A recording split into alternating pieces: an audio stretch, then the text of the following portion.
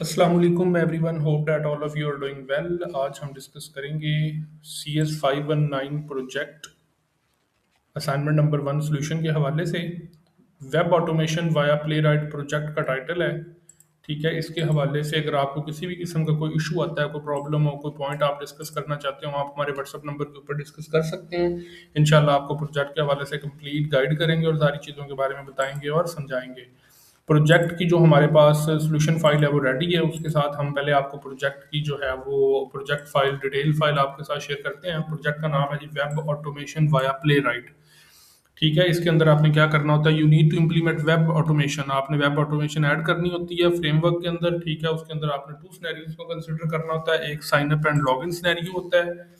ठीक है, उसके बाद दूसरा आपका एक्सट्रैक्ट डाटा का सिनेरियो होता है। ठीक है, तो इस तरह से आपने अपनी वर्किंग को कंटिन्यू करना होता है। इसके वाले से इंपॉर्टेंट नोट्स आपको दिए गए हैं। आपके सुपरवाइजर का नाम उस्मान वहीद है, ये उनकी डिटेल्स दी गई हैं। ठीक है, इसके हवाले से मजीद अगर आपका किसी भी किस्म का कोई इशू होता है, प्रोजेक्ट कैसे बनाना है, असाइनमेंट नंबर 1 का सोल्यूशन क्या होगा, वो हम सारा डिस्कस करेंगे अभी।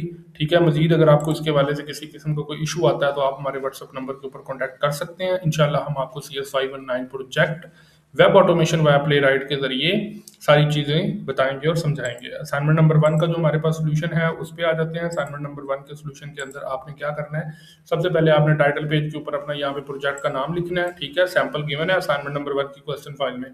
ठीक है, यहाँ पे आपने अपने LMS से लेकर ग्रुप ID लिखनी है। यहाँ पे आपने अपने सुपरवाइजर का नाम लिखना है। ठीक है, ये लिखने के बाद नेक्स्ट जो है वो आपने रिवीजन हिस्ट्री में यहाँ पे आपने अपने प्रोजेक्ट का थोड़ी सी डिस्क्रिप्शन लिखनी है। यहाँ पे ऑथर में आपने स्टूडेंट ने अपना नाम और अपनी LMS ID लिखनी है। ठीक है, उसके बाद नेक्स्ट उसने टाइटल पेज बनाना है, टेबल ऑफ कंटेंट बनाना है इस तरह से। ठीक है, टेबल ऑफ कंटेंट बनाने के बाद आगे यहाँ पे पेज नंबर भी आप लिख सकते हैं। उसके बाद आपने इंट्रोडक्शन देना है अपने टॉपिक का, इस डॉक्यूमेंट का प्रोजेक्ट क्या है, किस चीज़ पे काम करेगा, क्या क्राइटेरिया होगा, इस तरह आपने अपना थोड़ा सा इंट्रोडक्शन देना है। इंट्रोडक्शन के बाद स्कोप ऑफ द प्रोजेक्ट, आपके प्रोजेक्ट का क्या स्कोप है, आपने उसके बारे में यहाँ पे लिखना है। ठीक है, उसके बाद नेक्स्ट आपने फंक्शनल रिक्वायरमेंट लिखनी है अपने प्रोजेक्ट की और नॉन फंक्शनल रिक्वायरमेंट लिखनी है। ठीक है, यहाँ पे आप अपनी फंक्शनल रिक्वायरमेंट लिखेंगे, नॉन फंक्शनल रिक्वायरमेंट लिखेंगे। ये चीज़ें लिखने के बाद नेक्स्ट जो है वो आप अपनी यूज केस डायग्राम बनाएंगे।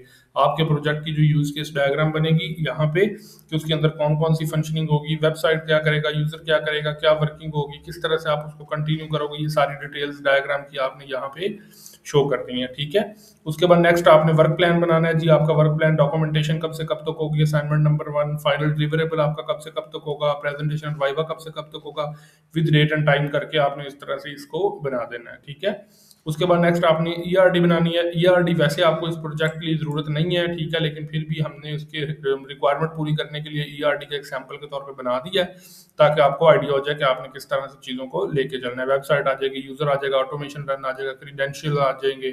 ठीक है, और एक्सट्रैक्टेड डाटा, आउटपुट फाइल, ये सारी चीज़ें मेंशन हो जाएंगी। डाटाबेस डिज़ाइन आपका जो है वो इस तरह से डाटाबेस डिज़ाइन की डायग्राम भी बन जाएगी।